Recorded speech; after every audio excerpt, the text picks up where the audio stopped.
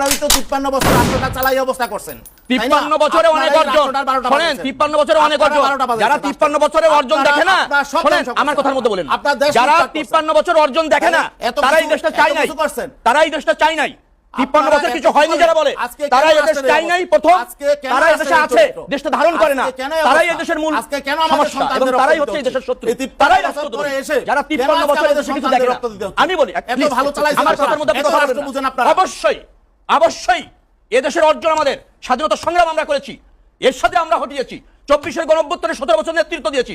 আমি আবারও বলি, যারা 24 বছরে বাংলাদেশে কিছু দেখে না, তারা এই দেশ চায়নি, তারা এই দেশে থাকে, এদেশ লালন করে না, এদেশ ধারণ করে না, তারাই হচ্ছে রাষ্ট্রদ্রোহী এবং তারাই হচ্ছে দেশের শত্রু। বলতে গেলে তখন রবিউল ভাই আবার টেবিলটা প্রাণ দলের সাথে দেখবেনই না, কারণ হলো এখানে রবিউল ভাই যেভাবে বললেন যে রাষ্ট্রটা তাহলে তারাই স্বাধীন করছে, যেহেতু আমাদের স্বাধীনতার সময় আমাদের জন্ম হয় নাই, আমাদের দলেরও জন্ম হয় নাই, অবশ্যই তারা রাষ্ট্র স্বাধীন করছে, 72-এর সংবিধানও তারা বানাইছে, তারপরে সবকিছুই তাদের, এই রাষ্ট্রটাও তাদের, অর্থাৎ রাষ্ট্র পরিচালনার দায়িত্বও তাদের, তাই না? এবং সামনে সরকার হয়তো তারা গঠন করবে, এবং গঠন করার জন্যই আজকে রবিউল ভাই এভাবে কথা বলতে পারছে, তারা নিশ্চিত হয়ে গেছে গঠন করবে। আর আমরা তো রাষ্ট্রের কেউ না, তাই না? আমরা রাজনৈতিক দল করি, আমরা রাষ্ট্রদ্রোহী, উনি তো বলেন রাষ্ট্রদ্রোহী। এইভাবে রাষ্ট্রদ্রোহী তো আওয়ামী লীগও আমাদেরকে বলতো, আমরা রাজাকার, আমরা ধর্মান্ধ, আমরা মৌলবাদী, আমরা রাষ্ট্রদ্রোহী, যেই ভাষাগুলো এখন রবিউল ভাইরা বলতেছেন। তো এটা আমরা আমাদের প্রাপ্য, কারণ হলো আমরা দেশকে ভালোবাসি, আমরা এখানে লুটপাট করি না, আমরা দুর্নীতি করি না, আমরা চাঁদাবাজি করি না, আমরা সন্ত্রাস নৈরাজ্য করি না, আমরা নিজেরা নিজেদের দলের নেতাদেরকে পিটায় মারি না, হ্যাঁ, এবং আমরা মানুষের জন্য আতঙ্কের কারণ না, এটা আমাদের দোষ। আমরা নিরাপদে থাকতে চাই, মানুষকে নিরাপদে রাখতে চাই, তাই না?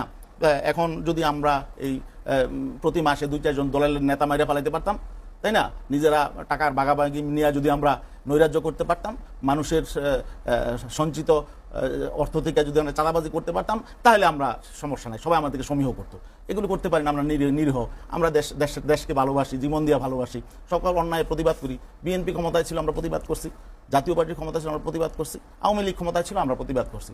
আমরা কোনো অন্যায়কে আমরা প্রশ্রয় দিই না, এখনো পর্যন্ত যারাই যে অন্যায় করছে আমরা প্রতিবাদ করি, যে কেউ অন্যায় করুন প্রতিবাদ করি। এখন সমস্যা হলো যে আমরা বিএনপির সাথে সমঝোতা করে কোনোদিন চলতে পারি নাই, আওয়ামী লীগের সাথে পারি নাই, যে কারণে আজকে আমরা রবিউল ভাইদের এরকম রুদ্ররোষের মুখে আমরা পড়ি, যে যদি আমরা সমঝোতা করতে পারতাম বিএনপির সাথে অথবা আওয়ামী লীগের সাথে, তাইলে রবিউল ভাইয়ের মতো আমি হয়তো বলতে পারতাম আমাদেরও পার্লামেন্টে এমপি ছিল, 10 জন 20 জন 50 জন ছিল, এটা বলতে পারতাম, হয়তো মন্ত্রিত্ব থাকতো আমাদের। যেহেতু আমরা সমঝোতা রাজনীতি করি না এবং আমরা দুর্নীতিবাজদেরকে সহযোগিতা করি নাই কোনোদিন অতীতে, ভবিষ্যতেও ইনশাল্লাহ করবো না, এই জন্য আজকে আমরা বলতে পারছি না যে আমাদের এমপি আছে, আমাদের মন্ত্রী আছে, এটা বলতে পারছি না। সমঝোতা করলে অনেক সুযোগ ছিল।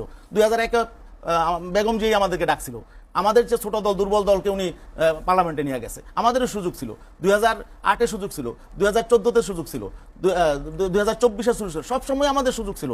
এবং আমাদের এখানে, হ্যাঁ, আমরা বলি না আমরা বড় দল, তবে এমপি হওয়ার মতো অন্যান্য যে সমস্ত দল এমপি হয়েছে, বিএনপি আওয়ামী লীগ ছাড়া অন্যান্য যে কোনো দলের চেয়ে আলহামদুলিল্লাহ আমাদের সক্ষমতা বেশি, আমাদের গোটা বাংলাদেশে এমপি হওয়ার মতো ভোট আমাদের আছে। এই জন্যই কিন্তু আমরা এখন পিআর দাবি করছি, শুধু আমরা এমপি হওয়ার জন্য না, বরং আমরা চাচ্ছি একটা ইনক্লুসিভ পার্লামেন্ট হোক, সেখানে সকলের প্রতিনিধিত্ব থাকুক। এবং উনি যে দাপটটা দেখাইতেছে, তখন বোঝা যাবে যে পিআর পদ্ধতি নির্বাচন হইলে ওনাদের কত ভোট আছে, আমাদের কত আছে, কোন দলের কত আছে, তাই না? তখন আসলে বোঝা যাবে, তখন আসলে প্রকৃতপক্ষে এখানে ভোটের রেশিওটা আসবে। এবং আরেকটা জিনিস যেটা আসবে, প্রকৃতপক্ষে জনগণের ক্ষমতায়ন হবে, প্রত্যেকটা মানুষের পার্লামেন্টে প্রতিনিধিত্ব থাকবে। কোনো মানুষ বলতে পারবে, মানে ভোট দেওয়ার পরে প্রত্যেকটা নাগরিক তারা খুশি হবে, উৎসাহিত হবে, উৎফুল্ল হবে। আর এখন কি হয়, ভোট দেওয়ার পরে কেউ উৎফুল্ল হয়, উৎসাহ প্রকাশ করে, অন্যজনের উপর আক্রমণ করে খুশিতে, তাই না? আর আরেকজন কি হয়, সংকুচিত হয়, বিব্রত হয়, আতঙ্কে থাকে। কারণ হলো কি, প্রতিনিধিকে চিনবে না, না চিনবে না কেন? কারণ হলো কি, কারণ হলো একজনের এমপি নির্বাচিত হয়ে যায় 33%, 35% ভোটে, আরেকজন হয়তো দেখা গেল যে তার এমপি নির্বাচিত হয় না, 30%, 31% ভোটে সে নির্বাচিত হইতে পারে না এখানে। অথচ ভোটার দুজন সমান, দুইজনের ভোটের সমান মর্যাদা, একজন উৎসাহিত, উৎফুল্ল, আনন্দিত, আরেকজন সংকুচিত এবং আতঙ্কিত। এটা হবে কেন? যেহেতু পদ্ধতি আছে, উভয়ের রাইট সমানভাবে প্রত্যেকের অধিকার প্রতিষ্ঠা করার যেহেতু সুযোগ আছে, এবং গোটা ওয়ার্ল্ডে এই পদ্ধতি এখন সর্বাধুনিক গণতান্ত্রিক পদ্ধতি, এটাকে আমরা কেন পছন্দ করব না? কারা পছন্দ করে না? যারা মনে করে জনগণের সমর্থন তাদের ওই রকম নাই যে এককভাবে ক্ষমতায় যেতে পারবে। এরা এটা এই পদ্ধতিতে যাবে না। আর যারা শতভাগ জনগণের মতামতের প্রতি শ্রদ্ধাশীল না, তারা এই পদ্ধতিতে যাবে না।